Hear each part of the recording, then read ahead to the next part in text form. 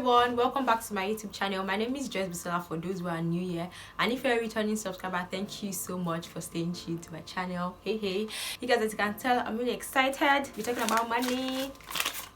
Yeah, so basically these are some Russian currencies. Don't worry, we'll get into that today. Alright, so in today's video I'm going to be answering the question, how much does it cost to live as a student in Russia? So at the end of today's video, you're going to have an overview of what the cost of living is like for a student in Russia. So I want you to sit back, relax, and take a note, take a pen. Without further rambling, let's get right into today's video. So before we go on, kindly subscribe to my YouTube channel if you're not subscribed already. I always forget to say that, but please subscribe to my YouTube channel. Please like this video so you can reach more people, and please engage in the comment section below as well. First of all, before I go into the nitty-gritty of what money is all about, how much things cost and all that, I want you to know that there are some basic factors that you need to consider when it comes to your expected cost of living. First of all, your location matters. So let me just make this plain. If you're living in the cities that are in the center, or in larger cities like Moscow, St. Petersburg, Kazan and the rest, your living expenses is definitely going to be higher than someone that's living in the far north like me, or someone that's living like far south. So yeah, you should expect that your cost of living would differ based on where you are going to be schooling or where you're going to be living in Russia. So to bring it back home, so I believe most people watching my video are Nigerians. So let's say you're planning to school in Unilag, so that's in Lagos, versus someone that's planning to school in OAU. Let's be honest, the standard of living is different because there are two different locations. It means the cost of transportation there will be different, the apartment costs, right, will be different, things like that. So it's like things that you want to consider. So now the second thing that I want you to to note is your chosen standard of living. So you can decide to be a luxury person, so it means that you are only shopping the best things, the fine things, luxury products and all of that, or you are a budget girl like me, where you are just all about discounts and all of that. Well, it's not a bad life if you ask me, but we'll get into that. Okay, so yeah, these are the things that you have to consider when it comes to determining your cost of living as a student in Russia. As I always tell everybody, it's very subjective.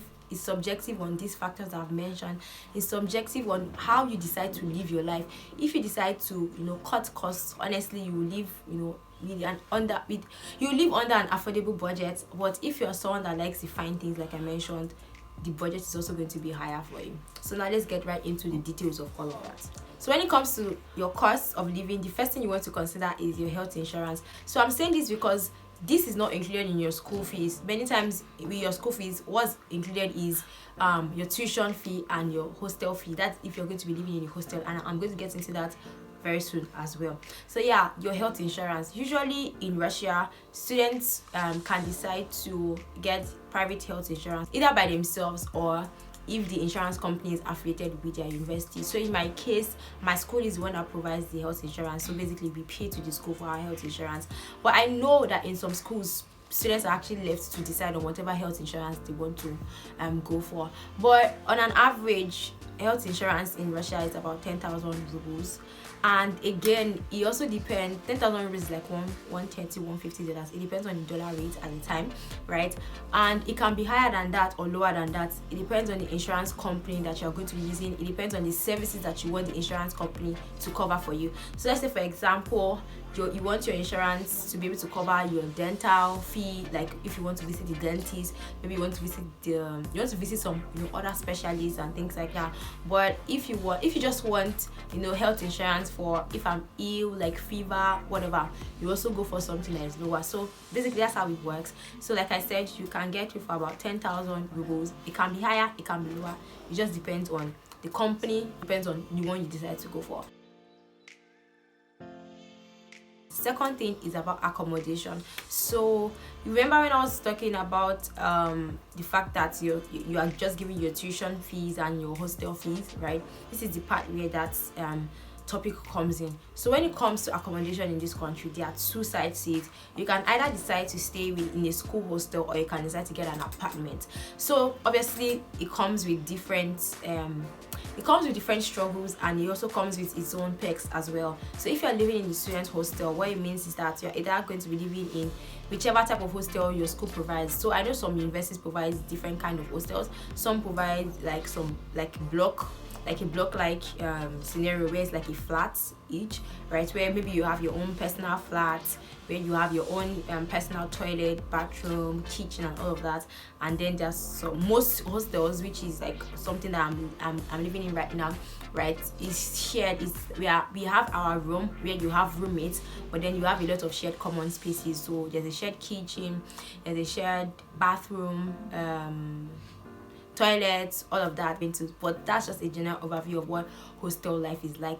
But guys, when it comes to living in a hostel, honestly, you have to be ready for what the life is going to be like. It means is that you are obviously sharing common spaces.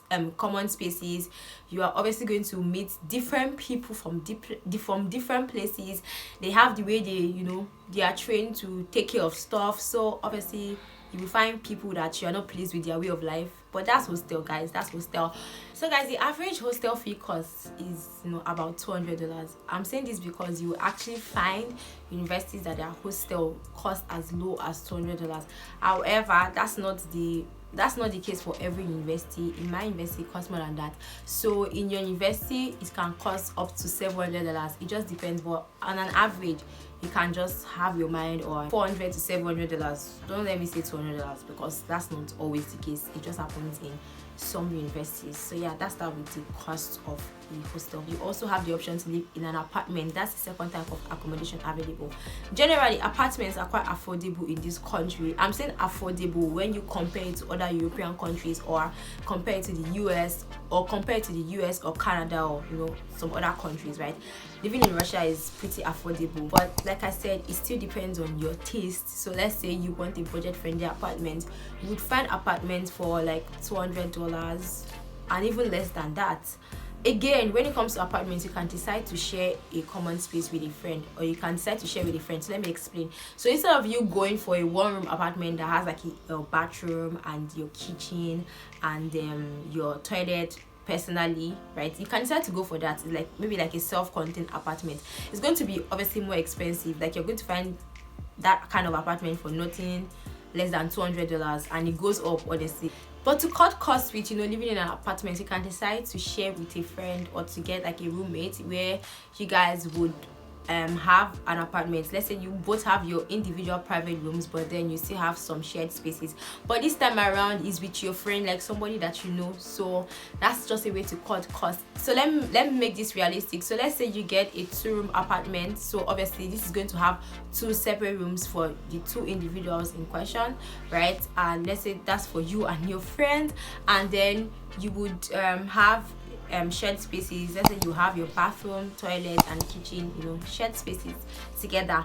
But the cost of getting a 2-room apartment would be like, let's say you can get a 2-room apartment for about $300, right? If you decide to split that into 2, that means you are going to be paying $150 each. Can you guys see the difference? If you're living alone in a self-contained apartment, you'll be spending, as much as $200 to $300 alone. But then you can actually get that same space, but you would share with a friend, and then you get it lesser. So yeah, that's that with apartments and accommodation. Oh, I forgot to mention, you also would be paying some utility bills. So utility, light, and water. So for light and water, usually it's very affordable as well. You can spend as low as $40 to $60 for utility bills. It just depends on how you use light, how you use water, and I think they count according to like meter count, something like that. I don't know so much about that because I'm not living in an apartment myself, but that's just the average cost. So now, aside from accommodation, the next thing that is important is internet. So obviously you can't be living without internet, but internet in Russia is generally affordable. This is for everywhere right now. Like, it's not specific on whatever city. Internet is just generally affordable. You get an unlimited plan for less than $10 anywhere, any city in this in any region, everywhere, like you get affordable internet plans. Just get a good internet service provider and you are good to go. So now the next thing is transportation. That's another important thing that will make up like your monthly expense. With transportation, again, this is also very subjective. It's subjective on your way of life, but let me just give you guys a general overview. So in some cities, especially cities in the center, they have metros, they have trams, and then they have buses, and then you have taxis. But in cities like my cities, we just have buses and taxis. We don't have metros, we don't have trams. I know some other cities, they don't have metros, but they have trams and buses. It just depends on the city that you are going to be schooling. In my city, for example, a bus ticket costs 29 rubles. If you're in Moscow, I'm sure metro tickets will cost a price as well. It's affordable, it's quite affordable when you're going with all this public transport. But if you're going with taxis, that's when things get a bit pricey. In the center, taxis are really expensive, but again, in cities like my city, I'm in the far north, so taxis are quite affordable. You get like a ride for about 90 rubles, and I feel like the highest you would get, that's if you are going to the outskirts of the city, is about 300 rubles. Well, it can be more than that. It just depends on where you are going to in the city, but like in city is actually quite affordable in my city. So yeah, but one way to actually cut costs when it comes to transport is to two things actually. If you're someone that's going to be going just solely by bus, you can decide to get a bus card, right? I used to have that in my first year. I think my first year I used to have bus cards, but I don't anymore, and I'm going to give you the reason why. So right now I go to school with my classmates. We are 4 in number, so what it means is that we basically complete a taxi, so you just split the bills. So you can do that with your friends as well and just save money and still have like the luxury that you want to have, right? I hope that makes sense to you. But yeah, that's just how to cut costs when it comes to transportation. But on an average, I would say $50 is enough for you to move about in a month. Again, it depends on you and where you're going to. I don't know where you're going to. But if you're just going to school, coming back to going to some other few places here and there, I think that's going to be enough for you in a month. But if you're living in somewhere like Moscow, where maybe you just need taxi emergency, or you need to go to one far distance and you don't want to go with the metro and you decide to go with taxis a lot, you can spend as much as $100 or more yourself. It just depends on you, but on an average $50. So for food and groceries, this also depends on your lifestyle. If you are a budget person, you would get affordable food. I mean, if you go to the market, you go to like the big supermarkets and all of that, you use discount cards, food will be quite affordable for you. But if you are someone that you just want the fine things, like I call it, you just want the fine things, you want to eat a lot of fast food, obviously food will be expensive for you. But on average, if you're someone that you're going to be buying groceries yourself and cooking at home, I think $100 should be enough for you in a month. Again, it depends on how you are eating. If you're someone like me, you eat less, so obviously you spend less on food. If you are someone that eats a lot, or if you're someone that likes to experiment on food, you definitely spend more money. But you guys, you can cut costs with food, because you can always use discount cards, you can always use loyalty cards, because some stores have like loyalty cards. So you can buy, and after a while you would add up some points that will give you like a discount or something like that.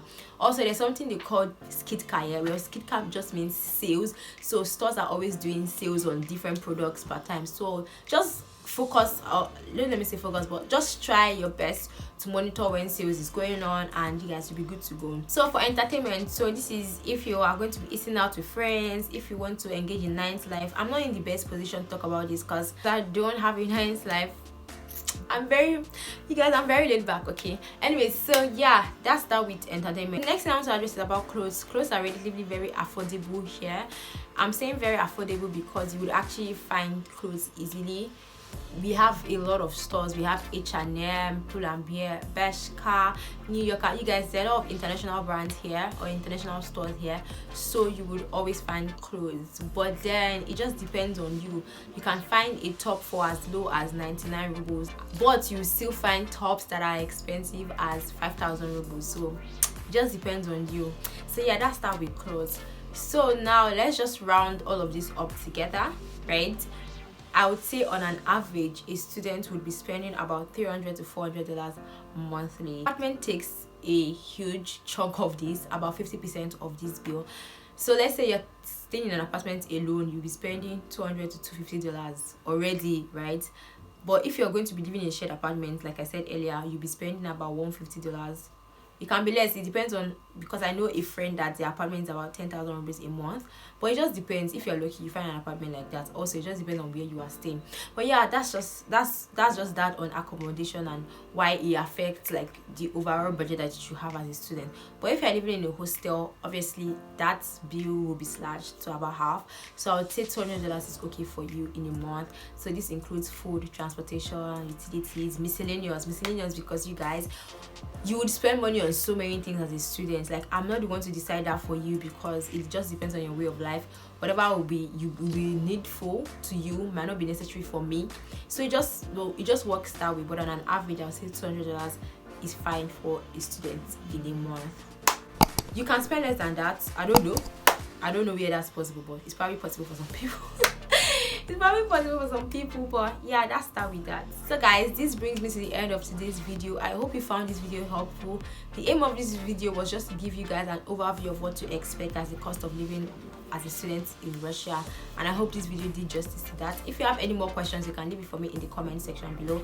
I'll be sure to answer, or you can send me an email. I don't know why I find joy in replying emails these days, but yeah, you can send me an email as well. Alright guys, that'll be it for today.